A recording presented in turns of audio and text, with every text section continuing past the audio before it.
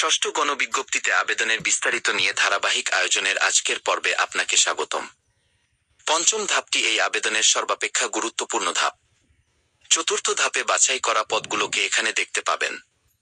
আপনার কাজ হলো সেগুলোকে অগ্রাধিকারের ক্রম অনুযায়ী বিন্যস্ত করা।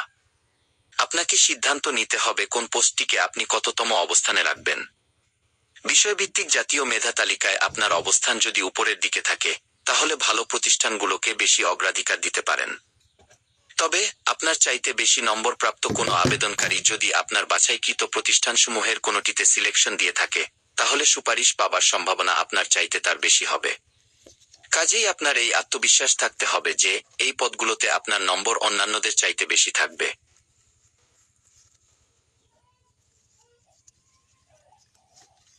এই সংখ্যাগুলো ক্রমিক নম্বর।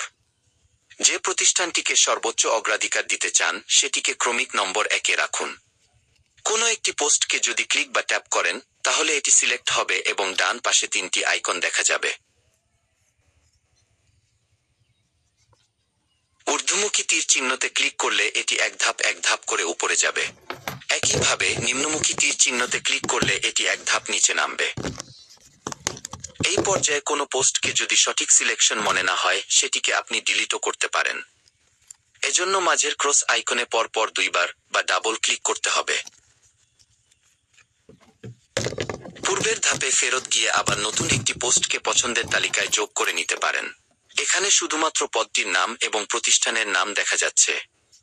আপনি চাইলে নীল হ্যামবার্গার আইকনে ক্লিক করে সেটির বিস্তারিত দেখে নিতে পারেন। আবারও ক্লিক করলে বিস্তারিত অংশটি আড়াল হয়ে যাবে। এছাড়াও আপনি যদি কম্পিউটার বা ল্যাপটপ থেকে এই পাতাটিতে প্রবেশ করেন, সেক্ষেত্রে মাউস দিয়ে ড্র্যাগ করে একটি পোস্টকে উপরে বা নিচে স্থানান্তর করতে পারেন। ড্র্যাগ করার পদ্ধতি হলো মাউসের বাম বাটনে চাপ দিয়ে ধরে রেখে সেটিকে মুভ করা। তারপর বাটনটি রিলিজ করে দিন। এইভাবে আপনার পছন্দ অনুযায়ী পদগুলোকে সাজিয়ে নিন। এই কাজটি যথেষ্ট সময় নিয়ে চিন্তাভাবনা করে করবেন। এই সাজানোর উপরে অনেকাংশে নির্ভর করছে আপনার কাম্য প্রতিষ্ঠানে সুপারিশ পাবার সম্ভাবনা। এমন প্রতিষ্ঠানগুলো উপরের দিকে রাখুন যেখানে প্রতিযোগিতার সম্ভাবনা কম থাকবে। আশা করি পুরো বিষয়টি আপনার কাছে বোধগম্য হয়েছে। যারা কম্পিউটার বা ল্যাপটপ থেকে এই পাতায় প্রবেশ করবেন, তারা পোস্টগুলিকে কলাম আকারে দেখতে পাবেন। এই বাটনে ক্লিক করে সেগুলোকে সারি অথবা পুনরায় কলাম আকারে প্রদর্শন করাতে পারেন। সাজানো ক্রমবিন্যাসটি এখনো কিন্তু ডেটাবেজে সেভ হয়নি। নেক্সট বাটনে ক্লিক করলে এটি সেভ হবে। চলুন সেভ করে নিই। পরবর্তী পর্ব দেখার আমন্ত্রণ রইল।